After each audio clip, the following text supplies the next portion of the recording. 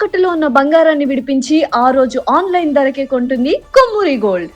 అస్మద్గురుభ్యో నమః. సుమన్ టీవీ ప్రేక్షకులందరికీ కూడా నమస్కారం. మీ ముందున్నది డాక్టర్ టికేవి రాఘవన్, విశ్రాంత గణిత శాస్త్ర అధ్యాపకుడు. గత తరంలోని 11 మంది దిగ్దంతుల దగ్గర బ్రహ్మసూత్రములు, అలాగే ద్రవిడ ప్రబంధము, అదే పద్ధతిలో పురాణములు తెలుసుకుని వృత్తిరీత్యా ఇంజనీరింగ్ కాలేజీలో పనిచేస్తూ ఇలాంటి ఛానల్స్కి, అలాగే బయట కూడా ఎవరైనా అడిగినట్టయితే వాళ్ళకు కూడా ధర్మశాస్త్ర విషయాలు, సందేహాలు తీర్చుతూ ఉంటాం. అది సంగతి. దీని వెనకాల అంతమంది పండితుల శుభాశీస్సులు ఉన్నాయి కనుక చెప్పే ప్రతి మాట కూడా ఆధారం లేకుండా చెప్పడం అలవాటు లేదు అని జ్ఞాపకం చేస్తూ, దీంట్లో చెప్పిన విశేషాలకు సంబంధించి మీరు ఒక్కసారి మూలము వెతుక్కోగలిగితే మూలము చూడండి. తరువాత ఇతర విశేషాల గురించి అడిగినట్టయితే అడగవచ్చును. పురుడు వచ్చిన రోజుల్లో, మైల వచ్చిన రోజుల్లో ఎన్ని రోజుల పాటు దేవాలయాలకి వెళ్ళకూడదు? అసలు ఈ నియమం దేనికోసము? బాగుంది. పురుడు అంటే అర్థం ఏమిటి? అంతవరకు శరీరంలో ఉన్నటువంటి ఆ బిడ్డ బయటికి రావడం జరిగింది. వస్తే శుభ్రం జరగాలి. మరి మనం కొన్ని వదిలిపెడుతూ ఉంటాం మన శరీరంలోవే కదా. అంటే కొంచెం కఠినంగా చెప్తున్నాను.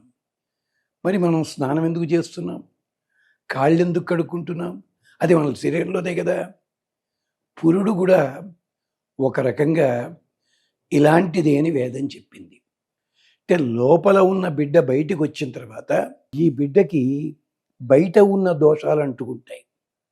అలాగే పురుడొచ్చిన ఆవిడకి కూడా బయట ఉన్న కొన్ని రకాల దోషాలు ఉంటాయి.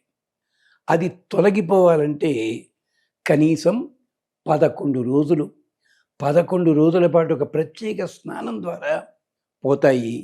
ఇది పురుడికి సంబంధించి.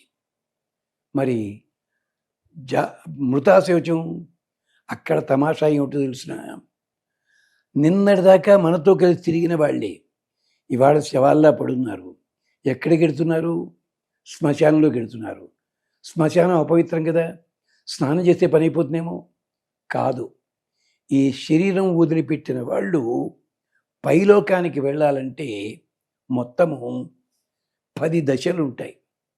ఇవన్నిటినీ కూడా మనకి బృహదారణ్యకోపనిషత్తు, ఛాందోగ్యోపనిషత్తు చెప్పాయి. అదంతా ఇప్పుడు చెప్తే బుర్ర తిరిగిపోతుంది మీకు. ఎలాగా? 10 దశలు. మొట్టమొదటగా అగ్ని. ఈ అగ్నికి అర్పించాం మనం. లేదు, వివాహం కాలేదు, పాతి పెడుతున్నాం. భూమిలో పొడవుగా అగ్ని ఉంటారు. ఈ అగ్ని తర్వాత వరుసగా వాళ్ళు మొదటగా అర్చి, దిన, వీళ్ళు తర్వాత ఆ రోజుకి అధికారి ఎవరున్నారో, తిథి ఉందే, ఆ లోకాన్ని చేరుకోవాలి. అర్చి, దిన, పక్ష. కృష్ణపక్షమా, శుక్లపక్షమా? పక్షానికి అధిదేవత, అక్కడికి చేరాలి వాళ్ళు. ఇది 3వ దశ. ఇది అయిన తరువాత ఉత్తరాయణమా, దక్షిణాయనమా, అంటే సంవత్సరంలో సగభాగం అక్కడ. అదైన దీన్నే ఊనషాణ్మాసికం ఇత్యాదిగా చెప్తారు. అయ్యింది. అయిన తర్వాత మాస, అబ్ద, వాత, మాసం గడవాలి. ఆ మాసం ఏమిటన్నది అది సంవత్సరము. వాయుదేవుడు తర్వాత మళ్ళీ సూర్యుడు, అలాగే ఇంకొకరు వరుణదేవుడు. ఇంతమంది 10 నడవాలి. దీన్నే అర్చిరాది అంటారు. వివరంగా చెప్పటల్లా 10 దశలు దాటాలి. ఆ 10 దశ దాటేటకి అంతవరకు ఇక్కడ ఉన్నాడే, ఇతనికి ప్రేత అని పేరు. అంచేతే 10వ రోజున ఏం చేస్తాం? ఒక రాతిని పెట్టి అభిషేకం చేసి అంతా చేస్తే అక్కడి నుంచి జీవుడు అవుతాడు. అది ప్రేత కాస్త జీవుడు. ప్రేత అంటే పిశాచమని కంగారు పడకండి. ఇత ఇక్కడి నుంచి వెడుతున్నవాడు. ఈ దశలన్నీ చెప్పడానికే మనకి మహిళ 10 రోజులు 11 రోజులు, 12 రోజులు జాతిని బట్టి, దేశాన్ని బట్టి ఈ తేడా ఉంటుంది. యుద్ధంలో ఉంటారు, రోజు పోతుంటాడు, మరి వీడి మైలు ఉండదా? యుద్ధం పూర్తయ్యేదాకా వీడికి మైల ఉండదు. చూడండి, కురుక్షేత్రంలో అంతమంది బంధువులే కదా, ఎవడైనా మైల పెట్టాడా? లేదు. ఇలాంటి రహస్యాలు ఉంటాయి దాంట్లోనూ. అందుకని మైల ఉన్న రోజుల్లో దేవాలయానికి వెళ్ళకూడదు. అలాగే పురుడు ఉన్న రోజుల్లో కూడా దేవాలయానికి వెళ్ళకూడదు. పురిటి స్నానం అయ్యింది అంటే 11వ రోజుని, మళ్ళీ 21వ రోజు దాకా ఆ పిల్ల కానీ, బిడ్డ కానీ, ఆ పిల్ల భర్త కానీ దేవాలయానికి వెళ్ళకూడదు. అశౌచం ఉంటుంది. ఇంచేత దేవాలయం అంటే పుణ్యక్షేత్రం కదా, అక్కడికి వెళ్ళడానికి వీల్లేదు. అప్పుడు మనకి 10వ రోజు, 11, 12 అయిన తర్వాత, శ్రాద్ధ కార్యక్రమాలు అయిన తర్వాత ఈ చేసిన వాళ్ళు ఎవళ్ళు ఉన్నారో దేవాలయానికి వెళ్ళి అక్కడ పూజ చేయించుకుని దేవాలయంలో ఒక నిద్ర చేసి వెనక్కి వస్తారు. అప్పుడు వాళ్ళు దేవాలయానికి వెళ్ళచ్చు. ఈ మధ్య సాంప్రదాయ కుటుంబంలో కూడా అది అయిన తర్వాత దేవాలయానికి వెళ్ళకొట్టే కదండి అని మొదలెట్టారు. ఎప్పుడైతే 11, 12 రోజుల్లో దేవాలయంలో నిద్ర చేశారో వాళ్ళు దేవాలయాలకి వెళ్ళవచ్చును, పుణ్యక్షేత్రాలు దర్శించవచ్చును, తప్పు లేదు, ప్రదక్షిణలు చేయవచ్చును. కానీ ఆ దేవాలయాల్లో ప్రత్యేక కార్యక్రమాలు మాత్రం చేసుకోకూడదు. నా గోత్రంతో పూజ చేయండి, ఇంకోటి చేయండి, నేను వెహికల్ కొనుక్కున్నాను, వెహికల్ ఏదో పూజ చేయండి, ఇలాంటి ప్రత్యేక కార్యక్రమాలు సంవత్సరం దాకా నిషేధము. ఈ లోపల దర్శనం చేసుకోవచ్చు. కానీ కొన్ని జాతులలో కొందరి లోపల వాళ్ళు సంవత్సరం దాకా గుడికి వెళ్ళొద్దన్నారని మమ్మల్ని. దానికి కారణం వేరే ఉంది.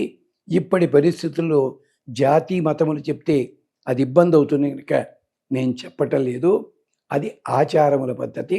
అందుకని వాళ్ళు ఏం చేస్తుంటారు, దేవాలయం లోపలికి వెళ్ళరు, దేవాలయం బయటే నిలబడి దండం పెట్టుకుని వెళ్ళిపోతారు వాళ్ళందరూ కూడా. ఇలాగా అందుకని మైల కానీ పురుడు కానీ ఉంటే దేవాలయాలకి వెళ్ళవద్దు. శుభకార్యాలు జరుగుతుంటే బాగా దగ్గర వాళ్ళు అనుకోండి, 6 నెలల వరకు అయితే నిషేధము. మళ్ళీ మీరు వెళ్ళిన దాకా ఉండి ఇది ఉండి వీళ్ళు వచ్చారు మా దగ్గరికి అని అవతల అనుకుంటే ప్రమాదం. అందుకని వాళ్ళకి అభ్యంతరం లేకపోతే మీరు వెళ్ళవచ్చు. అలాగే ఈ సంవత్సరం పాటు ఏ పనులు చేయొచ్చు, ఏ పనులు చేయకూడదు పంచాంగంలో పూర్తిగా ఇస్తారు. ఈ మధ్య పంచాంగాలు కూడా నాలాంటి వాడు ఎవడో డిస్టెంట్ ఎడ్యుకేషన్ అని చెప్పి యూనివర్సిటీలో జ్యోతిషం చదివేసి గ్రంథాలు రాసేయడం. డిస్టెంట్ ఎడ్యుకేషన్ కాదు, గురువు దగ్గర పాత గ్రంథాలు చదివి తెలుసుకోవాలి. లేక పరీక్ష పాస్ అయిపోతే అన్నీ వచ్చని కాదు. గమనించండి, అలాంటి వాళ్ళు ఎక్కువైన కారణం చేత రకరకాలుగా మొదలు పెట్టేస్తున్నారు. ఇది గమనించండి. చేత అశౌచం ఉన్నప్పుడు దయచేసి అలాంటి దేవాలయాలకి వెళ్ళవద్దు. ఆఖరికి ఓ సాంప్రదాయంలో వాళ్ళ ఇంట్లో తద్దినం ఉందనుకోండి, ఉత్తరోజులంతా శివాలయానికి వెళ్తారు. ఆ ఒక్కరోజు మాత్రం శివాలయానికి వెళ్ళరు. శివాలయం ముందు గుండ ఉంటుంది, స్నానం చేసేసి వెళ్ళిపోతుంటారు. అంటే వాళ్ళు గుండములో స్నానం చేసి శివాలయం లోపల అడుగు పెట్టడం లేదంటే వాళ్ళ ఇంట్లో తద్దినం ఉంది అని అర్థం. మరి ఎవళ్ళు పెట్టారండి, ఎందుకు పెట్టారండి? ఇది కూడా ఒక సాంప్రదాయంలో కొత్తగా మొదలైంది. అది సంగతి. అలాగే ఆ రోజు దేవుడి పూజ చెయ్యరు. దేవుడి పూజ చెయ్యకూడదని లేదు. ఎందుకంటే అక్కడ శివుడు శ్మశానవాసి కనుక మేము చేయమండి, ఇది వాళ్ళ ఆచారాలు, నేను దాన్ని మాట్లాడటలేదు. అంచేత చక్కగా ఇంట్లో కూడా పూజ చేసుకోవచ్చును, కానీ విశేష పూజ చెయ్యకూడదు. అది విశేషం.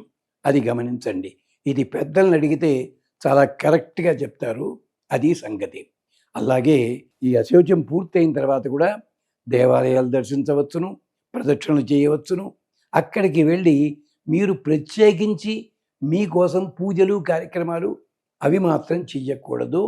దీనికి ఆధారము అధర్వణ వేదంలో ప్రత్యేకించి 5 అధ్యాయాల్లో ఉంది. దీనికి సంబంధించి ఋగ్వేదంలో కూడా సుమారు ఒక 70 మంత్రాలు ఉన్నాయి. అది గమనించండి, పెద్దవాళ్ళని అడగండి. అంతే తప్ప మీ ఆలోచనలో పెట్టుకుని మీ ఇష్టం వచ్చినట్టు మాత్రం ప్రవర్తించవద్దు దయచేసి. మీ దగ్గర సెలవు తీసుకుంటాడు టీకేవి రాఘవన్. స్వస్తి.